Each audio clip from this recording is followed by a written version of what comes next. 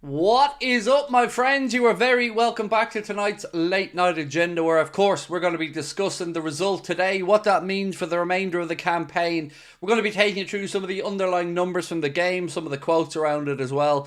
And yeah, look, I'm not going to tell you all how to feel. Each to their own. All I've said all week is the same thing. If we beat Manchester City and we won that game, it doesn't mean we've won the league, but it means they won't be winning the league. And that's where I'm comfortable at tonight. But dream big, my friends. Arne Slot has had 20 games now as Liverpool's manager. 18 wins, 1 defeat and 1 draw.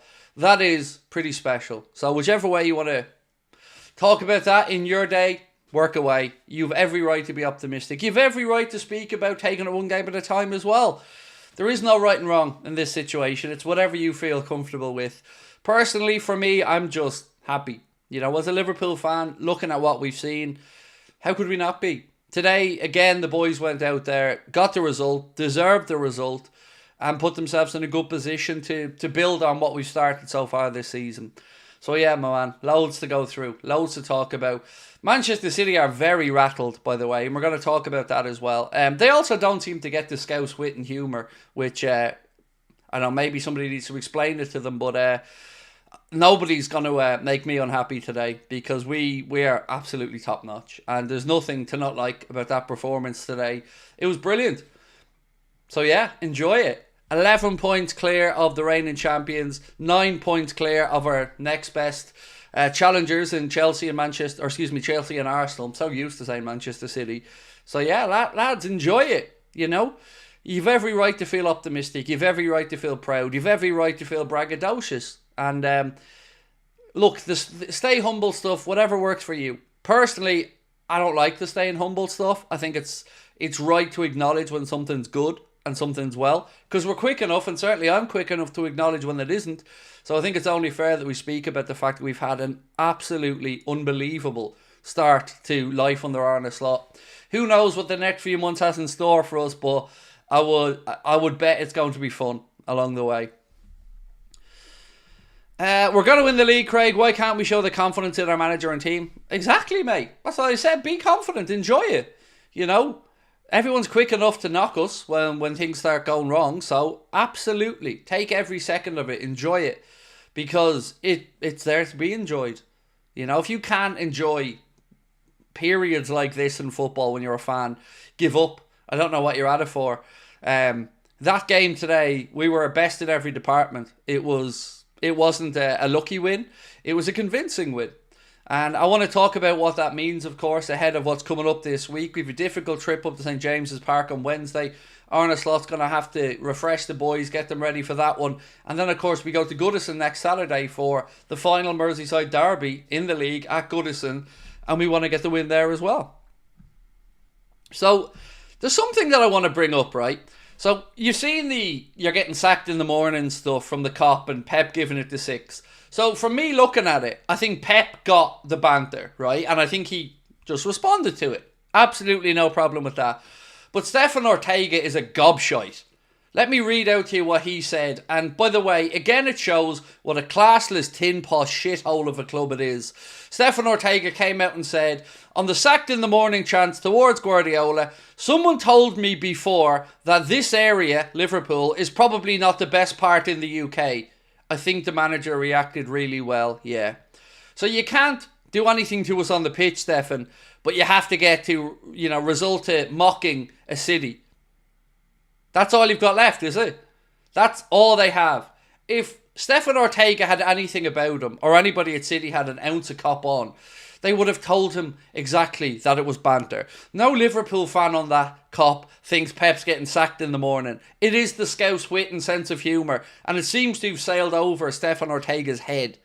So again, this is what we're reacting to now. City fans just going in on the area, or City players, going in on the area. That's all they have left now. The bitter little tears, all the cheating, everything else they've done over the years, it's all coming crumbling down around them. And Ortega's resorting to talking about poverty chanting and stuff as well. He's absolute tin pot. Pathetic. But you've also got to laugh and smile at it, because that's all they've got left now. That's all he can do. Because they couldn't do anything on the pitch. Couldn't touch us out there. So he's resorting to just saying that Liverpool's not the nicest area in the UK. Well, I tell you what, mate, you go a long way to find a better group of people, a long way to find a more honest group of people, a long way to find a more welcoming group of people than our Scouse brothers and sisters. And you do very well to learn that, mate. So perhaps next time, maybe do your talking on the pitch and not try to start running down the area, mate. We get it. You're a millionaire. You're pampered. You're at City. But everybody isn't in your shoes. And the Scousers showed up today yet again and did their job, unlike the Manchester City players. So, as I've always said, nobody's going to run down the great city of Liverpool on my watch. I've been over to that city many times, only ever been treated magnificently well. Hospitable city, full of great people, and everywhere has some poverty in it. But I thought we were better than this. I thought that's not what we're resorting to. He clearly did not get the Scouse sense of humour. Nobody thinks Guardiola's getting sacked. He just signed a new extension. But we also have to acknowledge that they've lost 6 and 7 and they're rattled, and that is a beautiful thing. So Frodo Baggins, how are you, my man? Said Liverpool beat the German champions, Spanish champions and English champions all in humbling fashion without conceding a single goal. Yep, 4-0, 2-0, 2-0, 8 goals scored, 0 conceded, but we played nobody. But it's them calling these teams nobodies, not us. We knew we were playing Leverkusen, we were playing a well-coached side full of confidence. We knew playing Real Madrid, we were playing the European champions. And we knew today that we had to get the win against Manchester City to drive the nail into their coffin. And we did. So that's what I'm choosing to look at. Craig, what a win today. Pep's reaction was funny. See, I got like the Guardiola thing. I think he gave it back to the cop. I respect it. You know, the cop said their part to Pep. Pep gave it the 6. That's proper order. That's to be expected. But yeah, Ortega's clearly got over his head. Much like Luis Diaz when he brought him down for the penalty.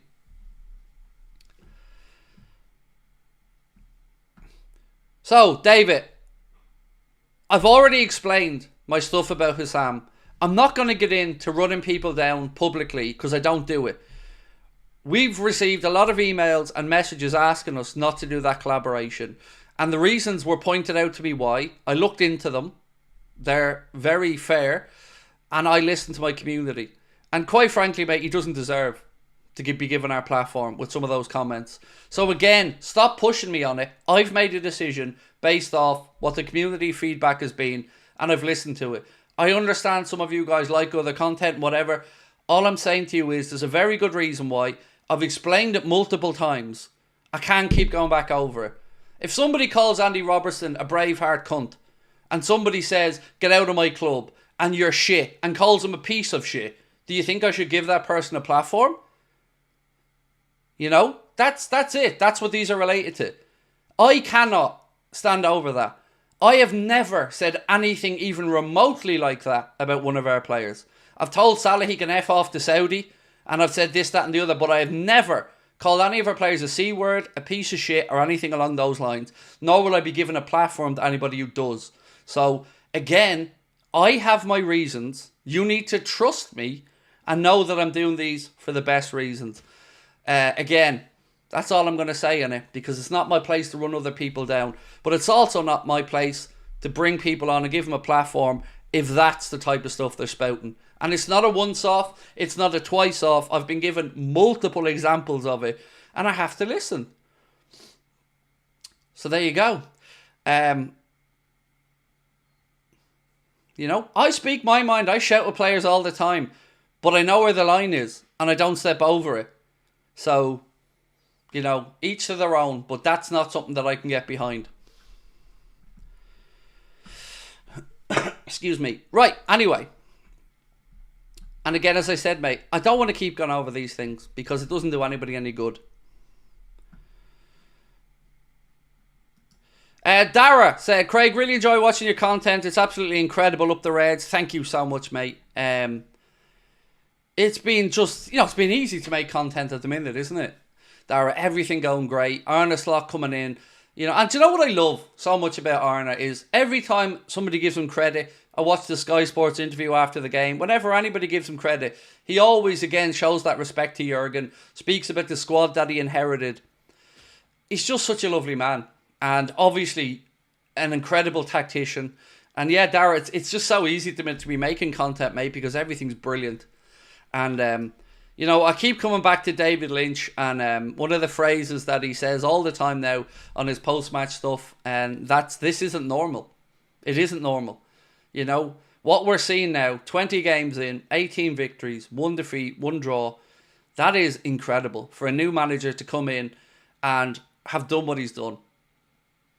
It's just genuinely beautiful to sit here and watch, and to see the reaction from the players, and to see everybody coming together, you know, because let's go back to the first 10 games under Arna. Yes, the results were there, but everybody was still a little bit, you know, I don't know how we look like on the pitch. I don't know if we're going to have the same intensity, and then it all comes together. The fans, the players, the manager, you know, and nothing can stop us when everything like that is coming together. And these are the moments we should cherish as fans, because we've been through the mill many times. We've had heartbreaks many times, and we may have heartbreaks in the future. But that's what makes this more memorable, isn't it? That's what makes this so special.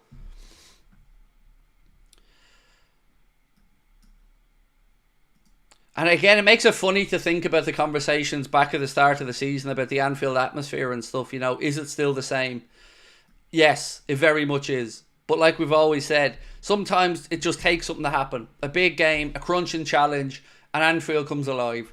So yeah, it's beautiful at the minute. You know, I can't wait every day, looking forward to coming on, making content, doing videos, talking about the Reds. It's brilliant.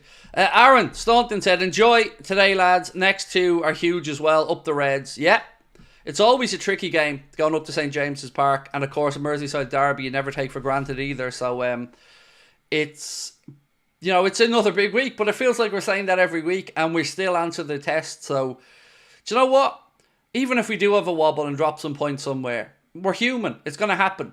Be prepared for it. But again, it's how you react to that. And what we've seen this season from Arne Slot's players is they lost that Forest game, and they've been pretty much perfect since then. Go away and get a credible 2-2 draw at the Emirates. Other than that, perfection. Wiping the floor with Leverkusen.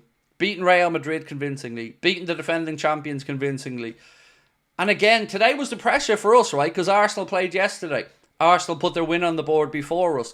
Chelsea played earlier on today, put their one on the board before us. They cut the gap down to 6. So the pressure was on. The eyes of the world was on Anfield today. Arne Slot has his own injury crisis that we don't see highlighted much, but we know about as Liverpool fans. And he managed the squad again today. Brought Trent off at 70 to make sure he was okay for Wednesday. It's just top notch. It's top notch, and long may it continue. What's the best food at Christmas dinner? For me, 2 things. Roast potatoes and ham. I'm such a fiend for ham, mate. I love ham. I'm not mad on turkey at all, but I love ham.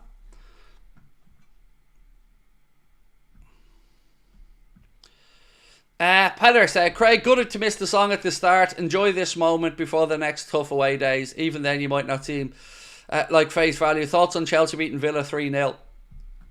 You've probably noticed, Peter, all the way today when I've spoken about Man City being out of the race now, I have said Chelsea, Arsenal, they're the 2 clubs I'm keeping an eye on at the minute, because they're the 2 clubs that I think are the credible threats there. Chelsea, that's a comprehensive victory. 3-0 at home to Aston Villa. Chelsea are building, and there's no denying it, mate. They're looking better. I'm very glad we got them out of the way at home earlier on in the season, got the win, because them and Arsenal, they do look like they've got something about them. Arsenal certainly look better now. They look more like themselves. Great result in Europe midweek for them. Followed it up with a good win this weekend as well. So we've got to be on our game and got to keep picking up the points. Steve, how are you, bro? Steve said, love you, Craig. What a manager. What a team. Can beat anybody on our day. Crazy Slot hasn't even implemented all of his tactics yet. The best is yet to come. Yep, he keeps finding answers. Do you know what, though, I enjoyed most about today? Is that we started the game well. We wanted that to be the case. We didn't want to let City grow into it and get confident.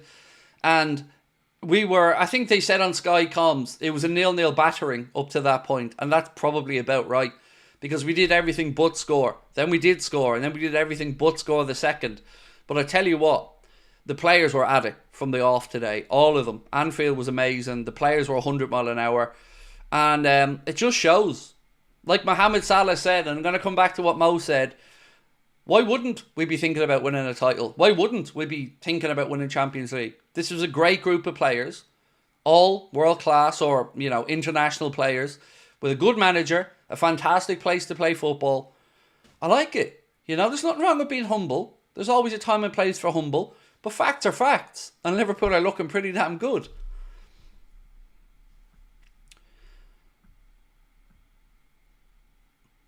Big up Craig. I'm an Arsenal fan, but my uncle is a Liverpool fan. His friend is also a Liverpool fan. Said this morning that Trent has apparently agreed personal terms with Madrid. Thoughts?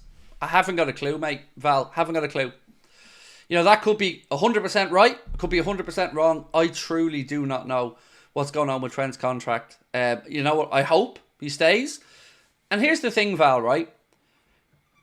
Why wouldn't he stay? It is Madrid, but also Madrid isn't all it's cracked up to be. It can get very fickle at Madrid at times, whether you're a player or a coach.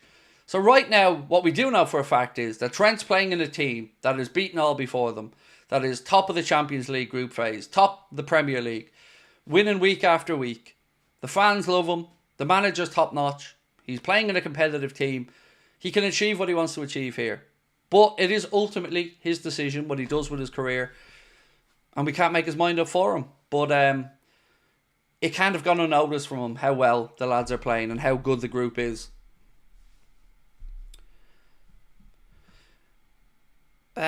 Bush Baptist said, I'm a Liverpoolian. I come from the Spy on Cop. I like to sing. I like to shout. I go there quite a lot. We support the team, play in red, and that's all we know. It's great, isn't it? It's great. So, I'm not at a point yet. Do you know what? I'm going to ask the question. I'm not at a point yet where I'm saying we're winning the league. I'm not there yet. I am at a point of writing off Manchester City. That much I feel comfortable saying.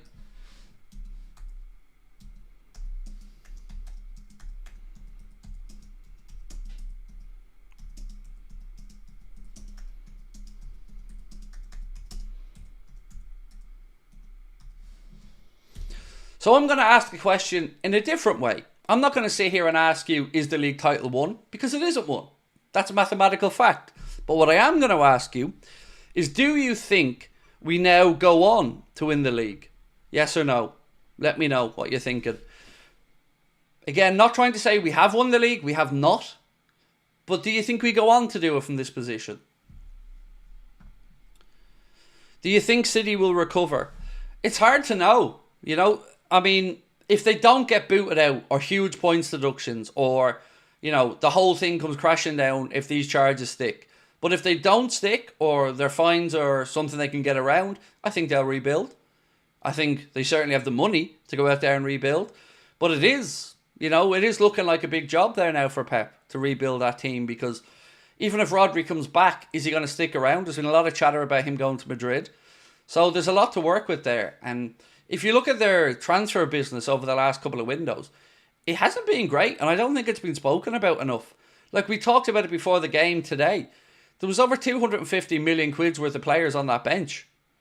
Like 100 million quid winger on the bench, or attacker in Grealish, a 60-something million quid defender, Doku, and other players like... So what I mean? That's on the bench. We need to come up with a song for Gakpo, don't you agree? Yes, absolutely, Sam. Cody deserves a song. Craig, imagine what Zubamendi must be thinking right now. Well, hopefully he's thinking I wouldn't mind a bit of that. You know what I mean? Hopefully that's what he's thinking.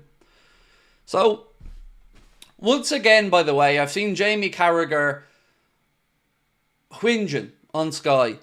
Does he ever take a break? Like, we all love Carragher for his playing days. Absolute icon. But he needs to let this Salah thing drop. We get it. You don't like that he's coming out and talking about his contract. I think we understood that the first time. But he's his own man. And I like Daniel Sturridge's take on it. Daniel Sturridge said, when you're a Ronaldo and you're a Salah, it's about respect. And he wants to be respected.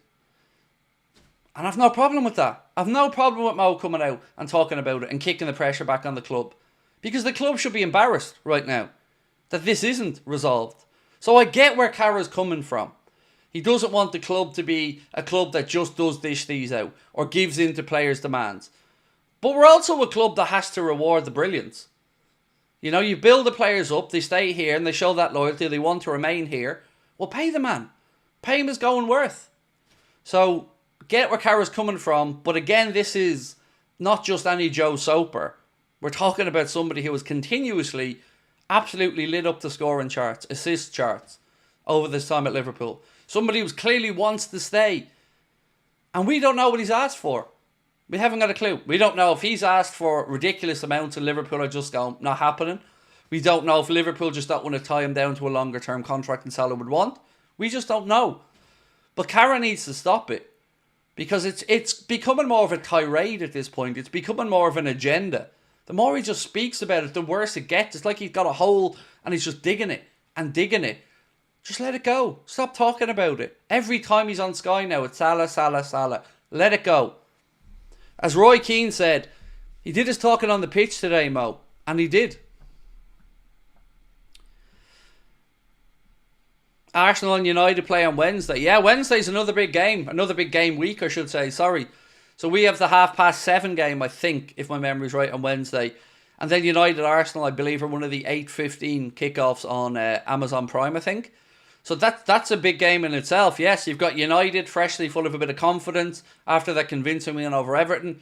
Arsenal rebuilding their confidence, look like they're getting back to themselves. Yeah, another big game, but you know, ours is a difficult game as well away at Newcastle. Michael Thorby said, Craig, it was so good to watch the Sky Gang choke giving praise to Liverpool and Slot. I got a pain in my arm giving 2 fingers to the TV. I have only seen bits and pieces of the Sky coverage, but you know what? I don't care about them anymore. All of them. Their agenda has been very clear. Let's love Manchester for the last God knows how many years. And all of them, in my eyes, have questions to answer because they haven't been unbiased. They've been very clearly rooting for one side of this. So fuck them. One sec, folks. Sorry.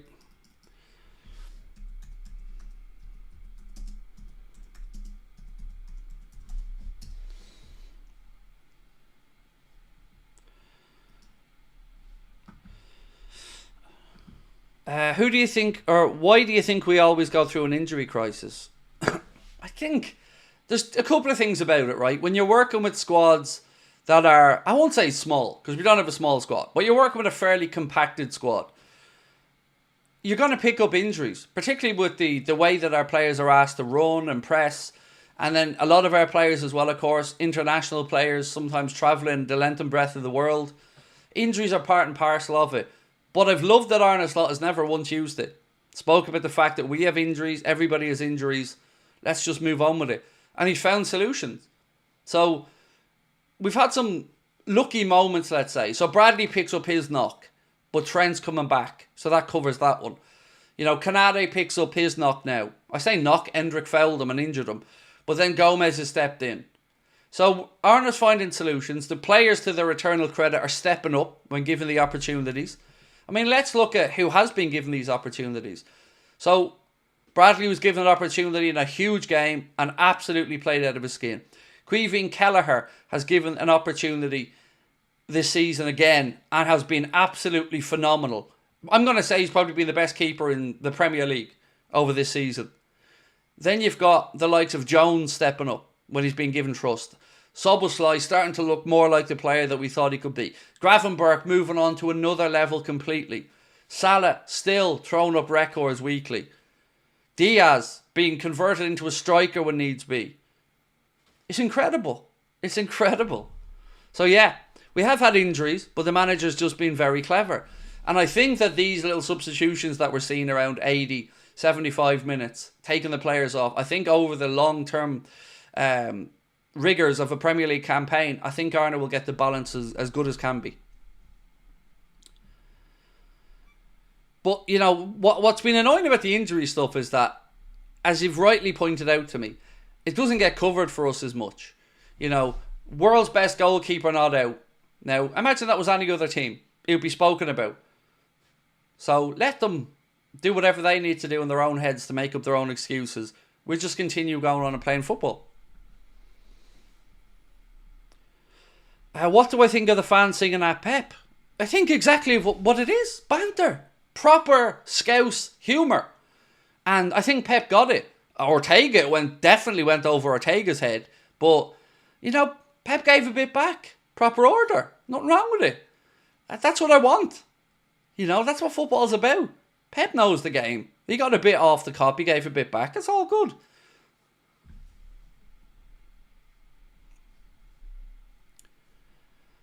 Slot being so calm really helps the player, said Neil. Yep.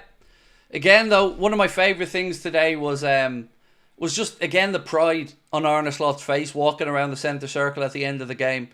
You know, once again this week, he's had to go out there on that pitch afterwards and congratulate the boys on defeating another reigning champion by 2-0. And I'll tell you what I could get used to, ladies and gentlemen. These clean sheets. I know Virgil did his best today to give Kelleher something to do, but I can get used to these clean sheets. Our captain today was absolutely phenomenal. You know, that tackle on Haaland, you know the one I'm on about, the one over the top where he put his foot around and played it. It's just amazing. Absolutely amazing. Even Robbo is looking over the last couple of games like the Andy Robertson that we're used to. And then you've got Joe Gomez stepping in after a long time without much football and getting right up to the level again. You know, helping Virgil and the team through the game. They all deserve huge pats on the back and praise for sticking together. And let them keep going, because it feels like these boys believe now and they're growing in confidence week on week. Craig, the bra thing was very funny. How was the FPL? Do you know what? I haven't even looked at my FPL, Peter. Excuse me. I've been, I had a cup of coffee after all the content. I watched maybe 20 minutes of NFL Red Zone and then jumped straight back on here. So I haven't had a chance to look at my FPL. Darwin running about like a Tasmanian devil. You know what I love, Lexer, about Darwin's cameo today? His defensive work. So even though he came on and maybe was disappointed, he was back there defending and fighting for the team. And it was great to see.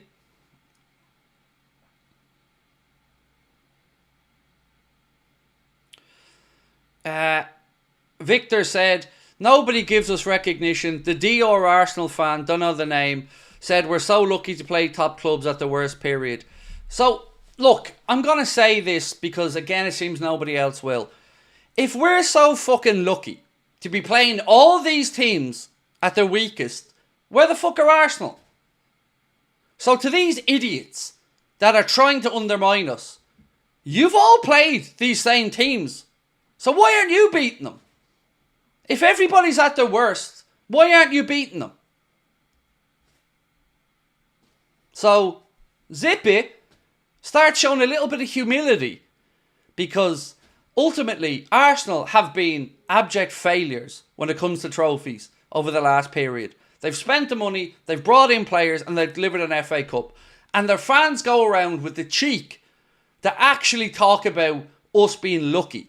These are the same whiny little bitches that wanted the league cancelled because we were winning it. Out of nothing other than hatred for the fact that we were going to win it.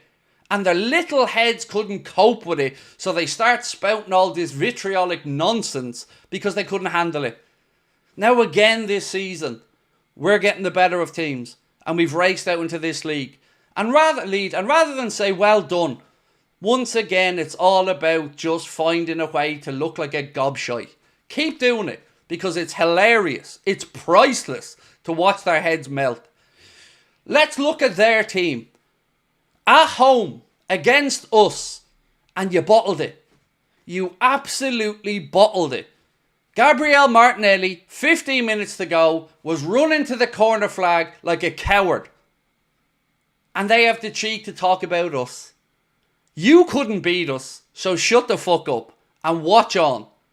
And learn. Learn. Because if you want to deliver trophies, You've got to go for the throat. You go and play City and take a draw. We go and play City and put them in their place.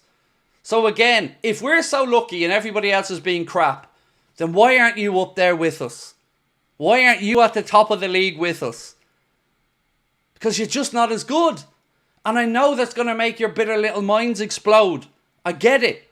It would mean having to do what you've been unable to do for the longest time, which is actually use rationale and reason. But continue to jump around your studio, throwing things, shouting at things, undermining things, crying about this, belittling that. It's fucking beautiful. And every single one of you that are out there from an Arsenal perspective, that are whinging and cry-arsing about us, why are you so obsessed? You aren't us. Saka isn't Salah. Pep isn't, or Arteta isn't Pep. Just get over it. You're not good enough. Look within and shut up. Because honestly, I'm sick of them. All of these clowns at AFTV and DR Sports and all these other fucking idiots that constantly just spout shite for views one week after another. You know nothing. Nothing. It's an embarrassment to fan content, and I say it over and over again. They're just gobshites. It's not hard to come on and say stupid stuff. It's not hard to come on and bait people. It's not hard to come on and spout ill-conceived nonsense. But all you're doing is embarrassing yourselves. So just stop it. Stop it, honestly, because it's so cringe. And this is coming from me, Mr. Cringe. Like, imagine saying, you go and you beat Sporting Lisbon 5-1. And you go and you get a great result away in Europe. And what do? They start comparing it to our result against Real Madrid. Because I tell you what, when we beat Real Madrid 2-0, Arsenal's result was the furthest thing from my mind. But if they want to make themselves feel better by deluding themselves to say that their result was bigger than theirs, great. Much bigger result. You're still below us. Deal with that. It's not the referee's fault. It's not the injury crisis fault. It's not anybody's fault but your manager, your players and your Tim Pod arse fans who are making fan content look like absolute clowns. And I say this on behalf of all of fan content. Stop with the bollocks. It's embarrassing. The whole thing's a joke. And all those opinions are absolute fucking moronic ramblings from people that clearly haven't got a clue what they're looking at. So there you go. I've said it yet again. What nobody else will do. It's embarrassing. Any of us can get clicks by saying stupid stuff. It's not clever to say stupid stuff. But if you want to be laughed at and not laughed with, carry on doing it. Because nobody goes there to enjoy the content. They go there to laugh at it because it's shit. Come at me. I don't give a fuck. You know I'm right. Everybody knows I'm right. It's a fucking joke. How many European Cups have they got? Zero.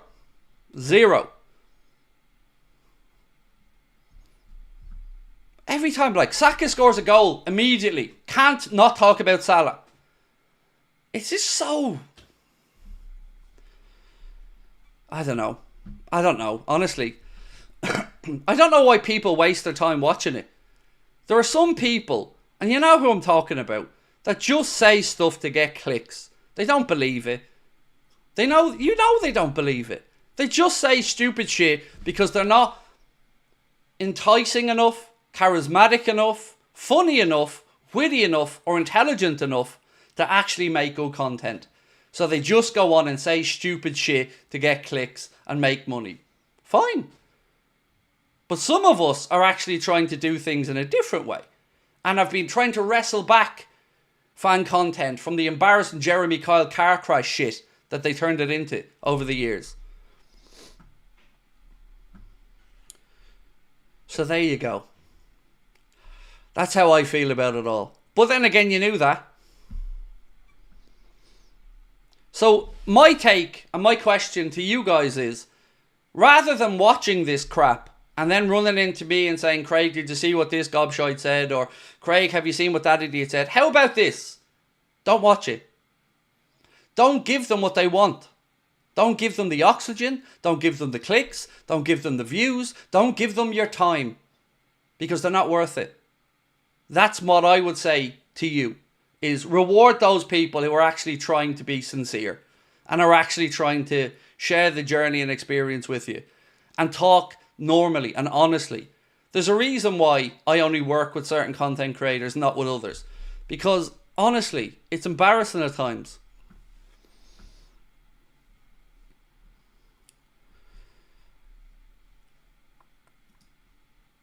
Sorry, I'm just going to catch up on some super chats I've missed out on. The irony, huh? Me ranting about people saying stupid shit for clicks and all, huh? And here I am having a load of super chats to get through. Apologies, let me go to them now. Can we join a harder league? This is too easy, said Corbyn, 2003. David Massett said, Arsenal parked the bus against City, Arteta Pulis. Yep, and against us.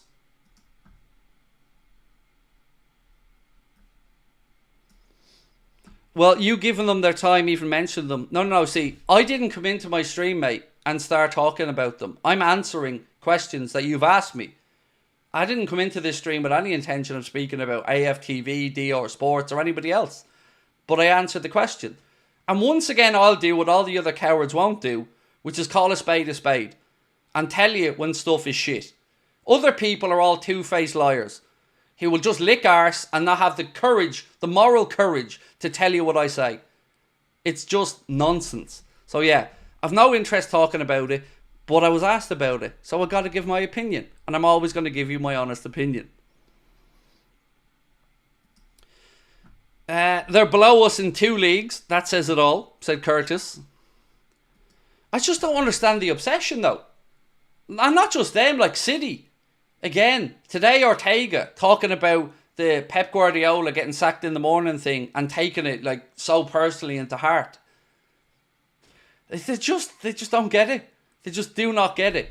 And Ortega then resorting to having to mock, basically poverty chanting, let's be honest with it. He's saying, I was told that this wasn't the nicest place. I mean, that's all they have. So let our detractors continue to go about their bitter, miserly little ways, and we'll just keep picking up points and smiling at them.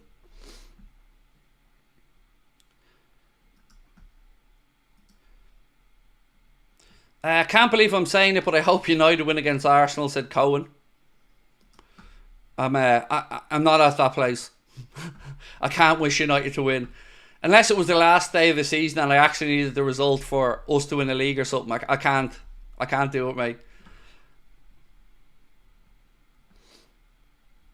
But this is what I just don't get. You know, this is the part I don't get. Why not just give us some credit?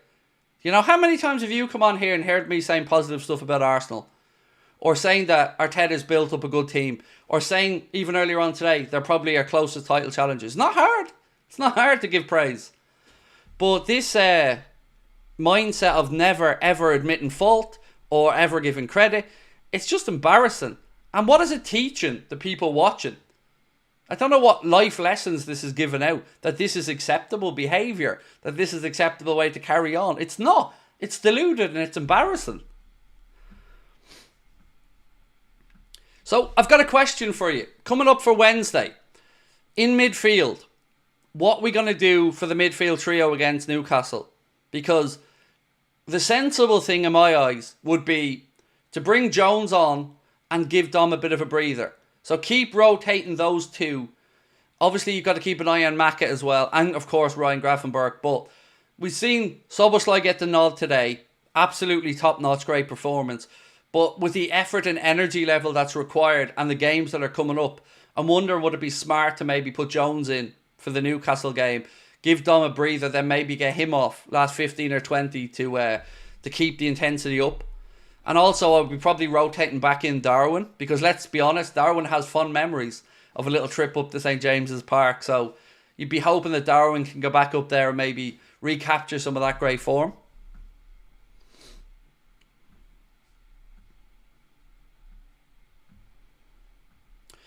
Josh Rimmer said, how are we, Craig pal? Absolutely buzzing with the result today. We absolutely bullied them. It was incredible, Josh, from start to finish, which is something we haven't really been able to say too much this season, Josh. We've been able to say that was a great second half. We've done that quite a bit. But yeah, from the very get-go today, we were the best team out there. And, full credit to the boys, the manager, everyone that was at the game as well, for the atmosphere they created. And do you know what else? Full credit to Chris Kavanagh. I thought Chris Kavanagh had a very good game as referee. There's niggly things we all disagree with. A foul here, a shirt pull there. But overall, I thought he managed the game very well. My fears around the VAR and all this were completely unfounded today. And I want to just take a second to acknowledge a good refereeing performance, because I thought Kavanagh did a good job. Yeah. And that's the best we can say. We don't talk about the referee. Referee didn't have anything to do with the game. And I really don't understand this weird narrative around the penalty. I don't understand how there's even a debate about the penalty. In what world is this debate happening? Because City players immediately marched over to the ref, and it looked to me like they were trying to say that Salah was off, but he didn't go for the ball. He ran away from it, and Diaz got onto the end of his own little toe poke through. Then he rounds the keeper, and the keeper comes flying out like a madman. It was stonewall for me. I didn't understand it.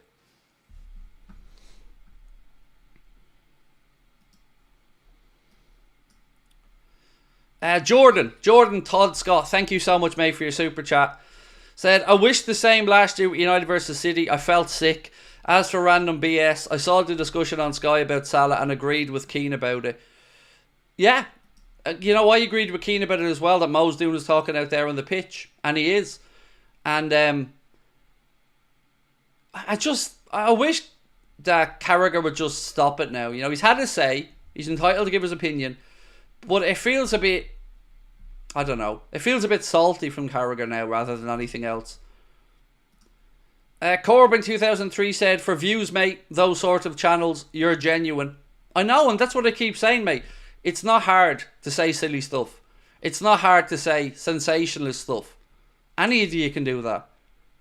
But the thing about me and the content I make is I want people to laugh along with me. Sometimes at me, but mostly along with me. And I want people to think highly of me, and that I'm an honest dude who will give credit where it's due. And I want to be able to walk out in the street with my head high, meet people, say hello, and not be embarrassed about what I've said or done. So I'm good in that regard. But yeah, I don't look at this as a business. Business is the second part of this to me. I look at this as fun. I get to chat with amazing people about a club we all love. So the content is just a bonus to me. I'm very blessed to do this. Did I enjoy the cookie pie watching the NFL? Haven't touched it yet, mate. Haven't touched it. I'm going to grab a pizza at about 10 o'clock when I finish the stream. And then cookie pie time later on. So let's check in on the poll. Do we think we're going to win the league? Over 1,000 votes and 91% of you guys and girls have said yes, Craig. We do feel we're going to win the league. I love it. Tala said, this community you've built is amazing. Do you know what, mate? I want to just talk about the community for a quick second, if I can. We've probably cost ourselves 15,000 subscribers by banning people. Because from day one, I said to Connor, we're laying down the marker. Our community is not going to be filled with toxic, vitriolic bullshit comments like I've seen in other chats, where people don't care about it. They let the chat say and do what they want because they don't care as long as the money's coming in. And I do, because I know that there are people in my community and my chat who maybe are vulnerable, or maybe have special needs, or maybe are lonely, or maybe just want to be heard. And I want those people, whether they're your children, your brothers, your sisters, I want them to come in here and feel like it's a place where they can be respected. They won't always agree with each other. We will fall out occasionally. But it's important to me that as a father, as a husband, that I know that we do our best to control the chat, to keep it less toxic, and make it a place where people are proud to come in and call home. It's not easy, Sometimes we go over the top. Sometimes we make the wrong decision. But ultimately, we do it with the best intent to make sure that you guys have somewhere that we can all come in and call home and have a bit of fun. So, the long-winded way of saying this is, you don't need to thank me. You need to thank yourselves. Because you've policed it. You've created the environment. You've made it welcoming and friendly. And you are the reason why people come back. So, I wanted to just take that second to say, it's not on me. It's on you. Because you guys made the community. So thank you for showing up. Thank you for showing love. Thank you for looking out for each other and genuinely caring. Do you know what? Especially during the COVID time. Whew, that was tough. Do you know, we've no football to talk about. And we just came in and chatted. And do you know what? It solidified some of the relationships I've had with you guys throughout that time. It was amazing.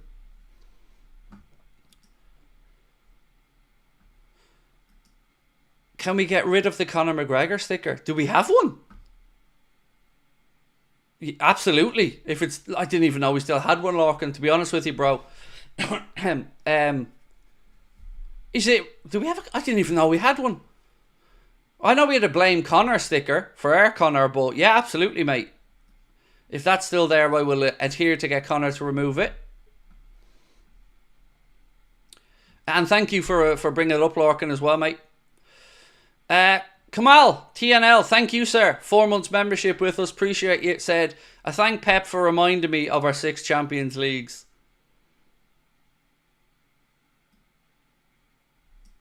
Oh yeah, it is there. Yeah, leave that one with me, mate. We'll get that one sorted out. Leave it with me.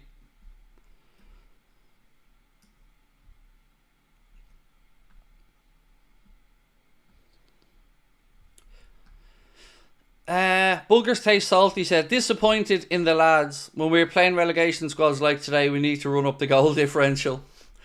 Do you know what? We probably do need to start working on some of the shooting. Where I'd love to see a stat on how many shots blocked we have compared to other people. And actually on that, I've got some numbers for you. Let me just go through some of this. 1 second. So, no player in Premier League history has both scored and assisted more times in a single game than Mohamed Salah. Himself and Wayne Rooney both on their own at the top of those charts with 36 games in which they've both scored and assisted. Van Dijk said, I'm surprised Carragher didn't give man of the match to Mo. I love that bit of banter there. Salah, he'd never give it to me. Salah going in there as well. Salah, speaking about his contract, said, honestly, it's in my head. Until now, this is the last City game I will play for Liverpool, so I was just going to enjoy it. The atmosphere was incredible, so I'll enjoy every second here. Hopefully, we just win the league and we'll see what else will happen.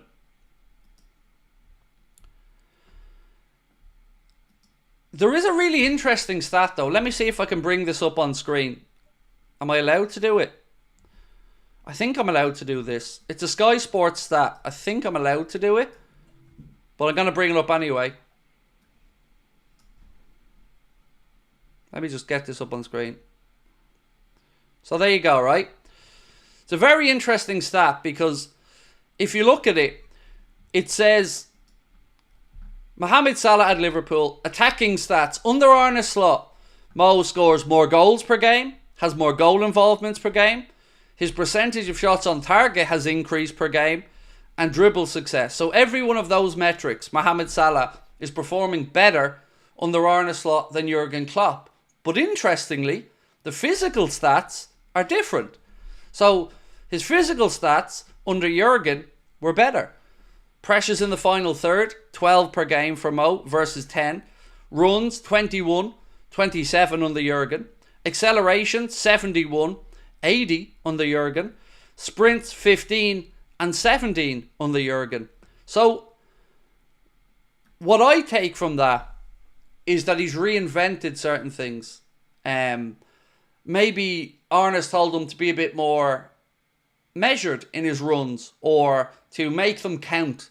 But it's very interesting to see that contrasting of the goal scoring and those other stats versus maybe the work rate in those stats. Yeah, very interesting. And again, credit to Sky Sport for that graphic. I thought it was an interesting thing to look at. Curtis, that's an incredible stat, isn't it? Van Dijk has only lost 2 games out of 100 at Anfield. Wow. That's nuts.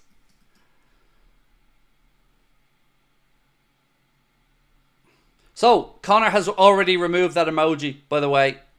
So, Lorcan, thank you for bringing that up, but is now being removed. So, job done. And thank you, Connor, for sorting that out.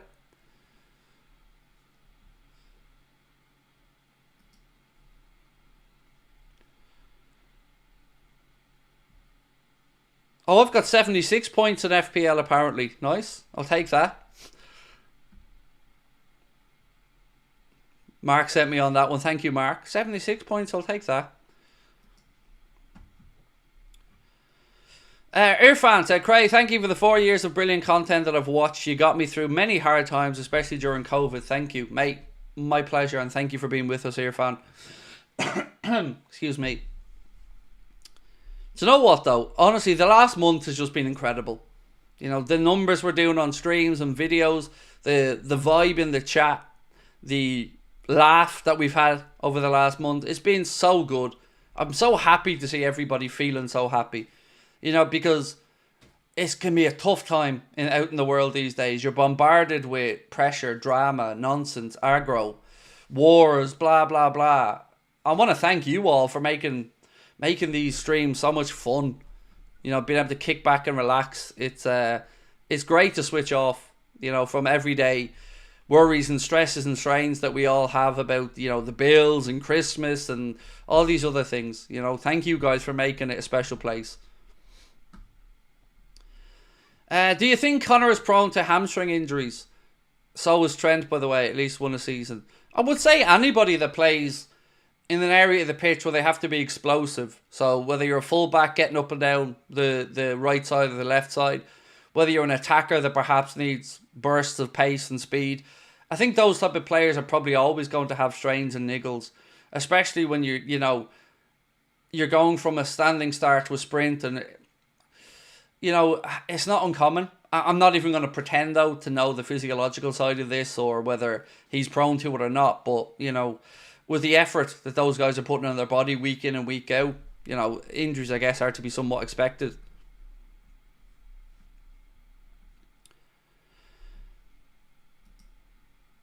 Ifty, thank you, mate. Appreciate you. That means a lot, mate. Thank you. He said, love you, big bro. Watching you makes me happy. Thank you, mate. And to know that I make somebody happy like that means a lot. Thank you. Did you hear what Ortega said about the city of Liverpool? Yes, Big Dave. I covered it earlier on.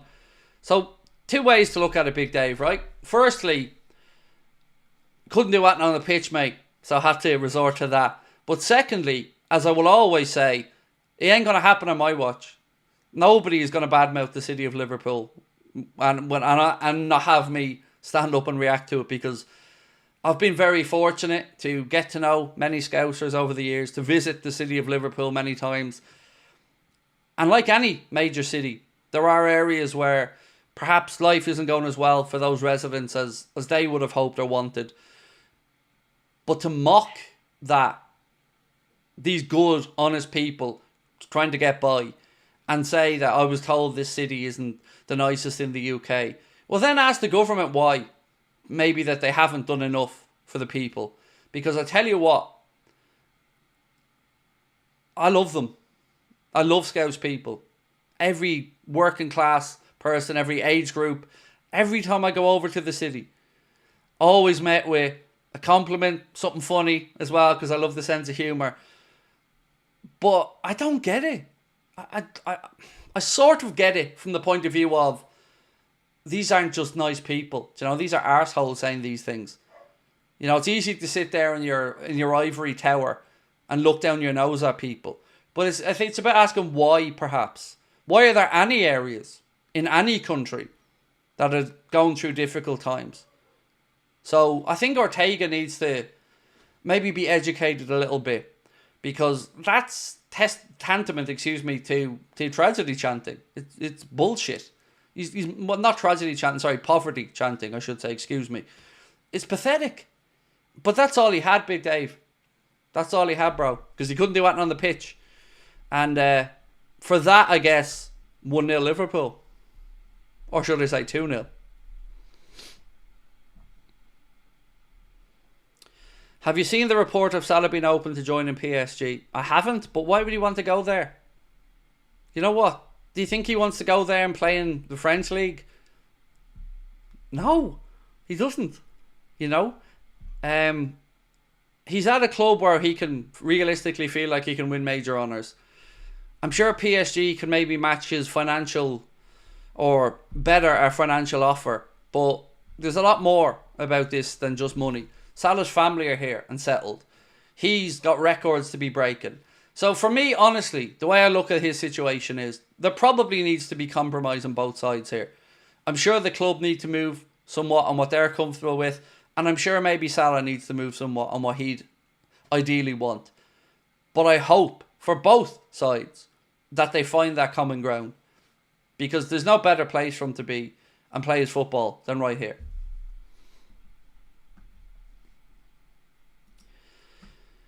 Jordan Todd Scott said, it's funny, the Manx can complain about how scouse we are, but just look at Manchester. They're far more horrific than any Scouser. Look, again, I'm not judging any city, mate, or any people from any city. I just don't get it. You know, I've spoken before about being at Anfield for Chelsea games where they've been waving tenors and fivers around. Like, what's the point? Do you know what I mean? I would judge people on how they are, and my interactions with Scousers have only ever been top notch. You know, I've never ever felt uncomfortable in the city. I've only ever found Scousers to be lovely, warm, welcoming people. So yeah, all I can do is keep speaking what I live to be my truth, which is I love the city, I love the people. And anybody who wants to run them down, well, they're going to have to come through all of us first, aren't they? Because I'm going to be here, you're going to be here, and we're going to be saying what needs to be said, which is get off Scousers' backs. Just stop it. It's actually embarrassing.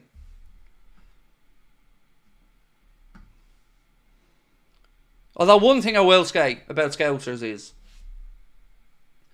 Scouse isn't as good as an Irish stew. I said it. Do you know what I mean? And I'm right. Scouse is lovely, but it's not as good as an Irish stew. You know? Let that be said. That aside, though, let's move on. Can you stay for 30 minutes? Yes, I'm staying on till 10 o'clock, mate. That's the plan. Staying on till 10 o'clock and then gonna get me some pizza. You're wrong there, lad. I'm not, though. I'm not. Sorry. I'm backing. There's two things I will defend Ireland for till the death. One, stew. Nobody beats an Irish. And two, and this is for all of the UK and all of America and all of Australia and all of anywhere. Nobody on this planet holds a candle to Irish crisps. Nobody. We invented cheese and onion. You're welcome. No joke. We invented it. We've mastered it. We're the kings of crisps.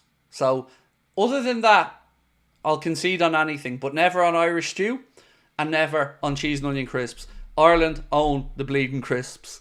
We take our potatoes very seriously over here.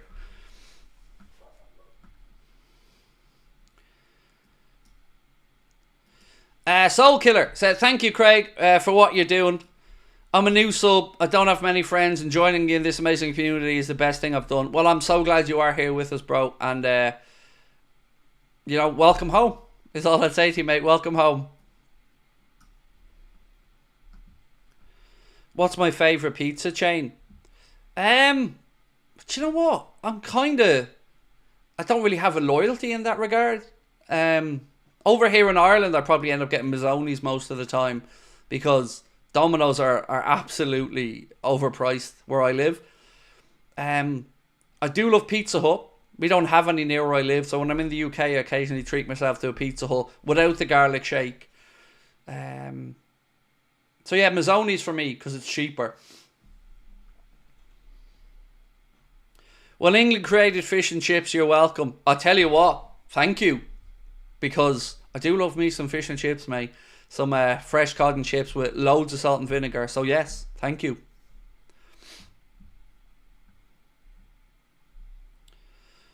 Match of the day might be worth a watch. Oh yes, Carol. Oh yes. Match of the day on. Pizza box open. Cookie pie on the side, bro. Absolutely ready to go. Irish stew with mashed potatoes, said Ben Michael. There you go. Well in, Ben Michael. You know, fighting the good fight there, bro. So, do you know what's weird, right? As I've gotten older, I've tended not to get takeaways as much because I think I can make some better stuff at home. So, for instance, I used to get more pizza delivered in or whatever, but now I make it at home. My wife found some lovely flatbreads and stuff. We found some lovely pizza sauce and I make it. Nando's chicken, I make it at home. Yeah, I don't know. As I've gotten older, my eating has gotten a little bit better, thankfully. And I'm a stone down over the past 8 weeks. So I'm delighted with that. Because I want to be around for a while, you know. I don't want to keel over. I've said to you guys before, I'm in this scary time now where my father died at 45. My grandfather died at 37. I'm 43. So I'm going to live and enjoy my life from this point onwards and say it as it is, have some fun, smile, put myself out there, wear my heart on my sleeve and thank you guys and my wife and family for every day that I'm here because it's amazing. I often find getting a takeaway subtracts from a meal. So Ben, do you know what I hate though? You get it and you're disappointed. Do you know? If you get a takeaway and it isn't what you'd hoped for in your mind, that's horrible. And there's nothing worse than getting a takeaway and something's wrong, or they've missed something, or they put something on that you don't eat, or, you know, the disappointment. And then you look at your wallet and you go, you know? So yeah, I'm very fussy about food. I like to have things at a good standard.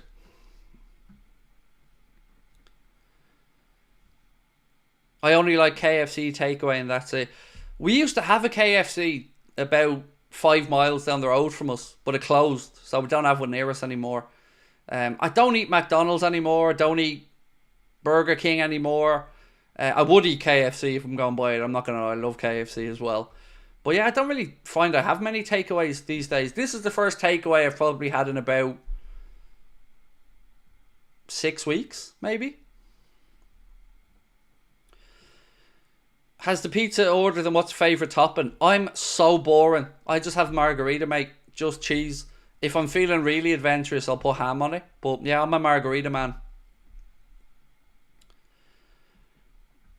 The English invented the roast dinner. Thank you. Oh, yes. Do you know what I mean? Nobody does a carvery like the UK. Nobody.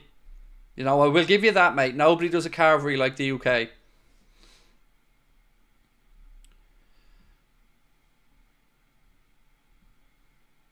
Sabrina said, you're just jealous of my muscles. Honestly, you want to be more like me. I wish I had your tits, love, yeah. Well, maybe it's the other way around. Maybe you wish you had mine. That is my wife there in the chat, putting in the wrong your. Embarrassing the whole family there, Sabrina, with the misspelling of your. You know she went to Cabinteely anyway.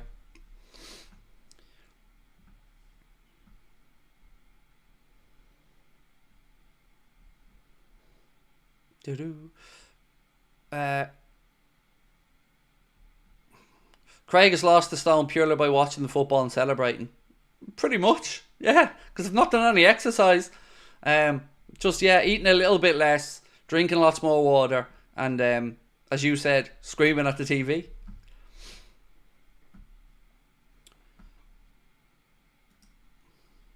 This question always comes up. Always comes up, lads. Always. I don't eat it because, as I said, I'm such a boring eater. But my wife assures me that it's lovely. Connor assures me that it's lovely. But, yeah. Crimbo Slot said, lad, you own it. What do I own? I hope I own something, mate, but thank you. Yeah, I don't know, pineapple on a pizza. Do you know what? Let's poll it. We've got 20 minutes left. I feel like this is a poll. I feel like we need a definitive answer on this one. Hang on.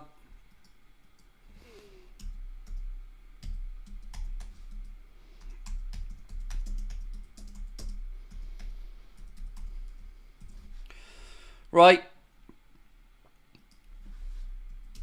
we're finally going to answer the question that everybody's been asking about for a while. Pineapple on a pizza. Yes or no? You have till 10 o'clock. So, what we saying? You know, because that way, nobody can blame me. We'll put it to the people.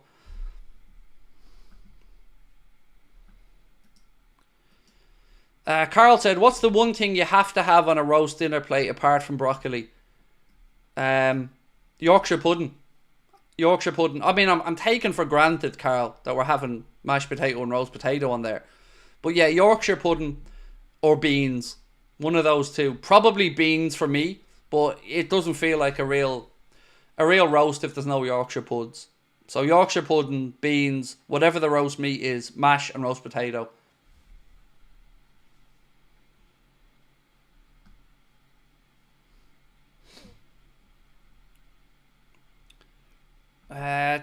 I didn't see the Inter game, no. I know somebody mentioned it to me, Benedict, earlier on, but I didn't really want to bring it up because I haven't seen it and I don't want to speak about it. But I mean, it's not right for me to speak about it, is what I should say. But if a player did collapse, mate, like everybody else and like your good self, Benedict, I hope they're okay. You know, health is the most important thing in all of this. Crimbo Slot said stuffing has to be there. I don't eat stuffing, so yeah, that's a no from me. My wife, though, would rather have the stuffing than the meat, probably, to be honest with you. Sabrina loves a stuffing sambo. Mary said, don't like the Yorkshires, to me very bland. Tesco do a nice, Tesco finest beef dripping. Yorkshire puddings are nice, Mary. But I can get where you're coming from. You know, I just like them because I fill them full of mashed potato and beans and eat them like a big child. IRL said beans. Mate, you might think I'm joking, but I made the hotel I got married in get a tin of beans for the day of my wedding. So everybody was having their dinner, and they had to make sure that my dinner had beans. And again, I'm not joking. I have left restaurants to walk to a supermarket to buy a tin of beans to give into the kitchen because they didn't have beans and I wanted steak and beans. No joke. That's how pathetic I am. I adore baked beans, honestly. I even bought a painting that was Baked Bean Boy. That was the painting. I don't know what it is. I just love baked beans. Baked beans and Coca-Cola are two things I couldn't live without. No, three things. Baked beans, Coca-Cola, and cheese and onion crisps. I couldn't live without them. And Dave, I don't know if you're in the chat still, Dave. But Dave got me a bag of those Walkers. A few bags of those Walkers cheese toasty and baked bean flavour. Dave Sharples. If you're watching, bro, they were amazing. Thank you. Myself and Connor tucked into them. Walkers. Probably the only decent bag of Walkers I've ever had. Shots fired. You can live without Liverpool. Well, I can't eat Liverpool, mate. You know? I'm talking about if I moved country or something like that and I wasn't able to access these things, I'd feel pretty sad. Every time I'm away on holidays in America or anything, I bring over cheese and onion crisps with me because I'm going through detox if I'm not eating them for a week.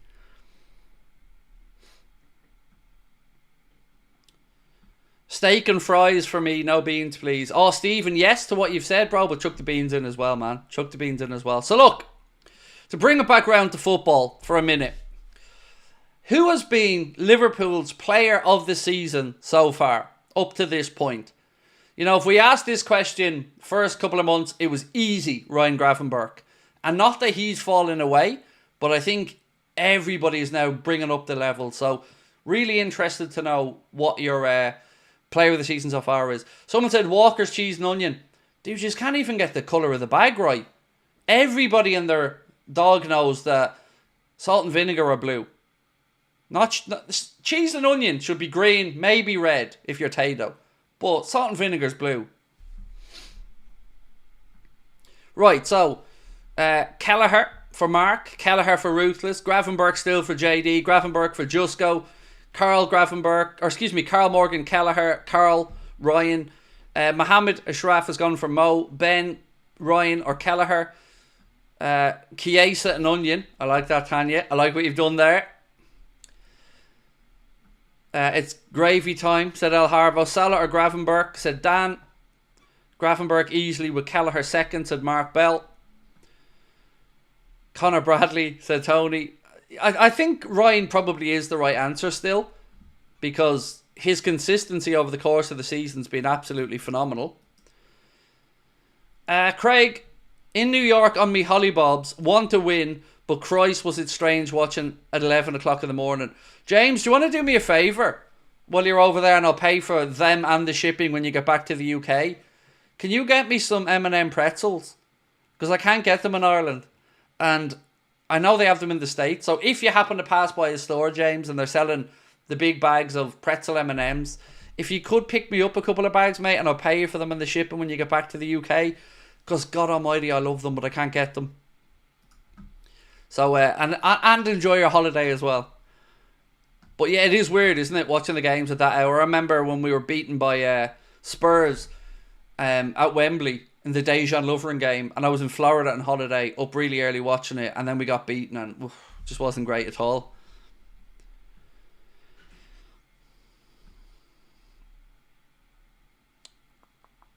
If you had to sign 3 realistic players, who would they be for the Reds? Zubamendi, De Kuyper from Bruges, and Marmouche. So Zubamendi, De Kuyper, and Marmouche.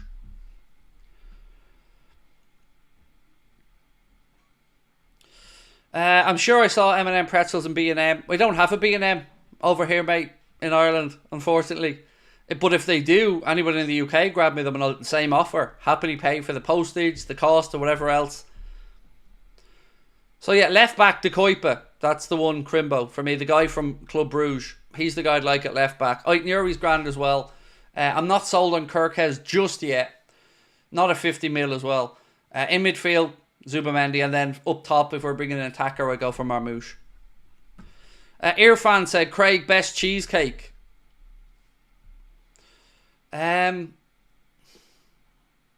So I had an apple crumble cheesecake before that was amazing with caramel sauce over it. I think you can't really go wrong with a good old strawberry or lemon one though, or pineapple, or mango, or passion fruit, or baked New York cheesecake. They're all great. They're all great, Irfan. I don't know, man. There's too many good ones.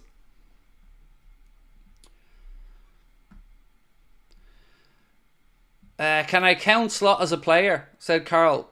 No, not allowing it, Carl. Sorry, mate. I can't be allowing you to count Slot as a player.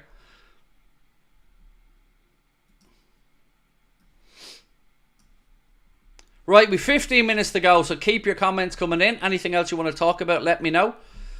A quick reminder, by the way, 6 o'clock tomorrow, the Red Mist podcast. Myself and Lee Gunn are going to be back at it again, talking about, obviously, midweek fixtures, talking about this weekend's Premier League fixtures, and looking ahead to the remainder of the season. So do search out the Red Mist podcast and give us a sub if you haven't. Do I like fried rice? I do, Val, but I always ask them for no egg. I don't like eggs. So if I love fried rice without the egg. Key lime cheesecake. Oh yeah. There's a lady in another bakery here in our town, Aaron, that does key lime pie. Oh, it's very good. Very good.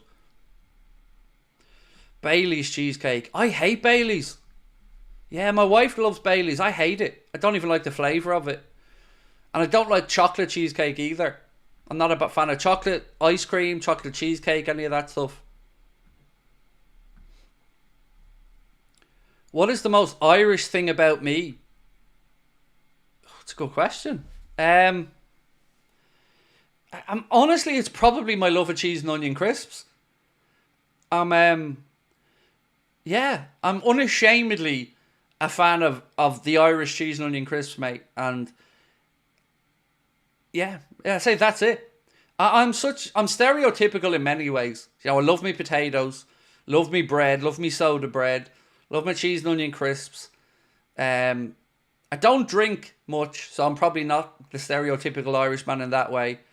But yeah, what would be the most Irish thing about me? Probably my sense of humour, I think. I think Irish people in general are very good at being self-deprecating, not taking ourselves too seriously.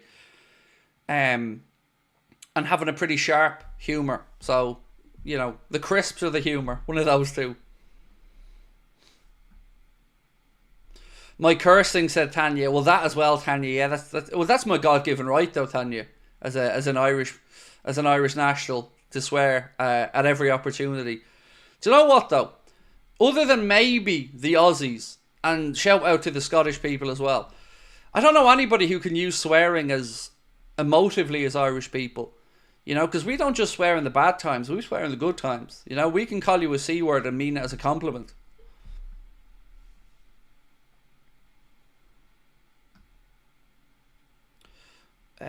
Mark, what's this? Mark said, Craig, I see you drink flavoured water. Try the Aldi one. It's more flavour than Volvic. I don't drink flavoured water. It's just normal still Volvic, mate.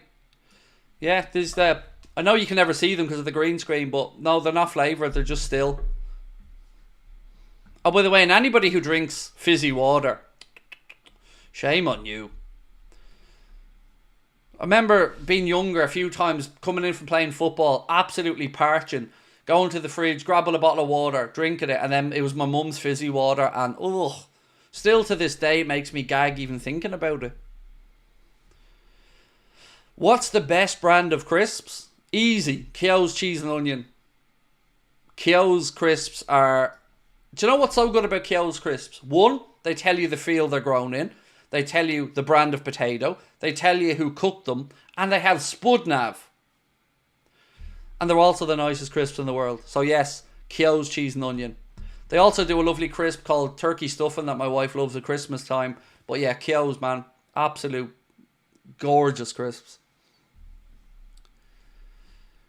What about crisp sandwiches? Yes, do love. I don't eat butter though, mate. I eat butter on toast, but I wouldn't eat it on a sandwich.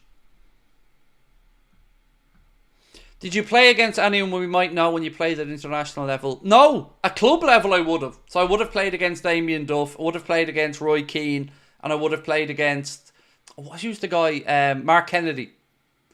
But other than that, not that I know of. Anyway, no.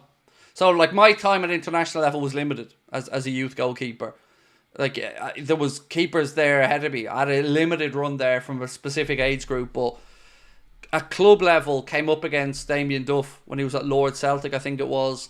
I think when Robbie Keane was playing out in Tala, played them a couple of times, and I remember him being there once. And Mark Kennedy, out in, what was the name of that club Mark Kennedy played for? Out in near Sheriff Street. Belvedere, I think.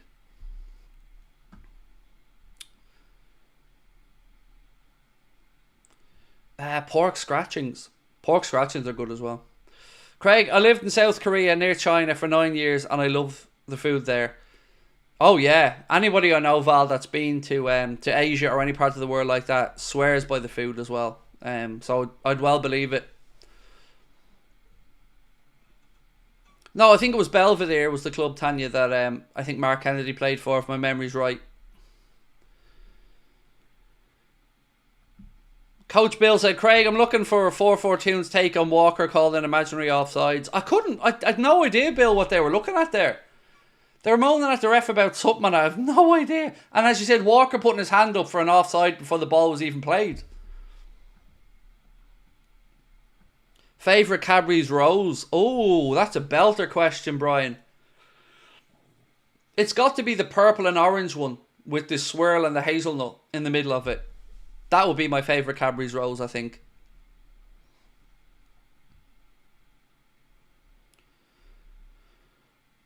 What are your thoughts on 43 million a year on OnlyFans? I mean, if anybody's making 43 million quid a year on OnlyFans, fair play to them, is my thoughts, Moses.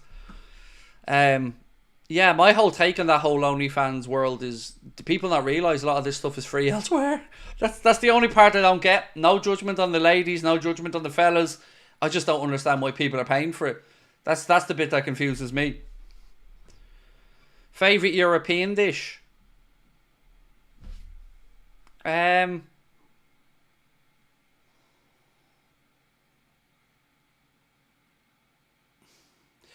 going to have to say anything cooked in Turkey on their barbecues or grills. So turkey, chicken shawarma and turkey or something like that. Always have a great eating time when I'm in Turkey on holiday. The food's always amazing.